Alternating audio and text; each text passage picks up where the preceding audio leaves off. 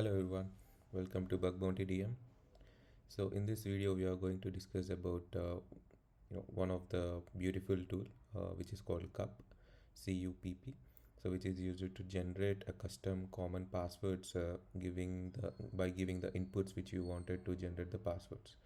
Okay, so before getting into this tool, so let's discuss what is CUPP tool and how you can use it and where you can use it. Okay. So let's discuss about this tool. So any dynamic application you take, basically has a basic authentication mechanism like you need to enter username and password at the login page of the application. And once the application only provides access to the authenticated functionalities, which are post authenticated endpoints or URLs. So only after validating the entered username and password, giving the appropriate and correct username and password only, those the server will generate it, authentication for you, and you can basically access all the post authenticated endpoints. Okay. So it is often not recommended to use millions of common passwords in order to perform any password brute force attacks on the target applications. So instead we need to generate our own custom passwords based on the available information of the victim. Available, when I say available information, it is like in victim information like first name, last name, and date of birth or email address, etc., etc. So if you find any of these kind of information about the victim, so you can basically generate your own custom passwords based on a given leaked information of the victim. So this kind of tool is basically used, which is called a CUPP tool. So it is basically used at the time of bug bounty hunting or testing your client applications, or cracking any CTF labs, etc., etc. So I basically use this tool in my everyday pen testing of applications. So let's get into the demo now of the tool. So the GitHub repository of the tool is over here. So this is the open source tool, so CUPP tool. So you can basically directly download, clone this particular repository to your system, and you can basically get into the folder and use this command like python 3 and cup.py and give the help command. So I've already downloaded the tool, so by using the git clone. So let me show you how to download the tool. So just you have to click on code and copy the repository URL over there, and type git clone. One second. So hope it's clear now. So type git clone and paste the URL over here, and when you click on enter, so this tool will get this repository will get downloaded into your system, and you need to get into that folder. Okay.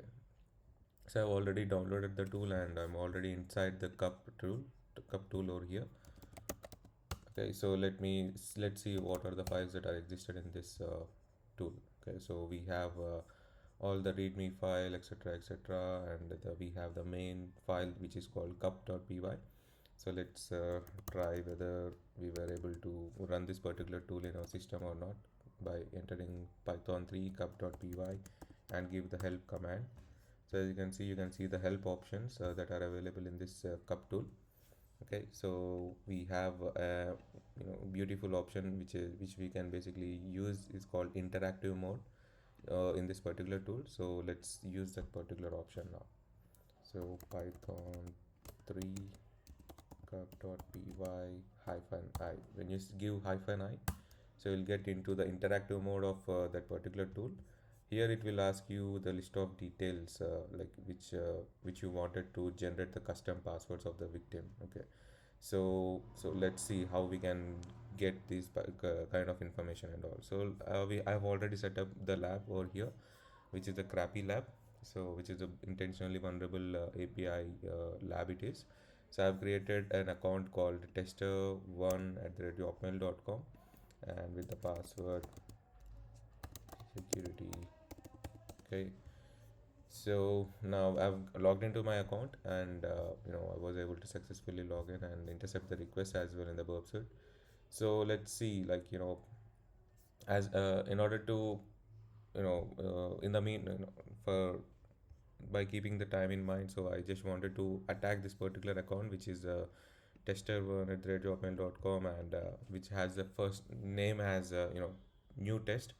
So let's assume that this is the victim account, and you got to know that this particular victim account has a first name or last name called as new test. Okay, so you need to basically give the first name or anything. So like, let's say give new test, and the last and the surname would be give any random thing like test and all.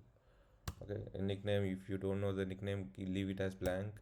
If you don't know the date of birth, leave it as blank, and rest other options also you can leave it as blank. But here it will ask for, do you want to add some keywords about the victim? So if you want to add any type of keywords, like extra keywords to that particular tool, so you can basically add it by mentioning it as yes. Okay, so when I say keywords, I like you in your mind, you have assumed some kind of keywords, right? Okay, the password might be this, or the password might be this, or the password might be test one or new test one, etc., etc. So you can basically give all those keywords here by separating it with comma. Okay, so let's take these. Let's insert these keywords like you new test one comma test comma test new comma testing.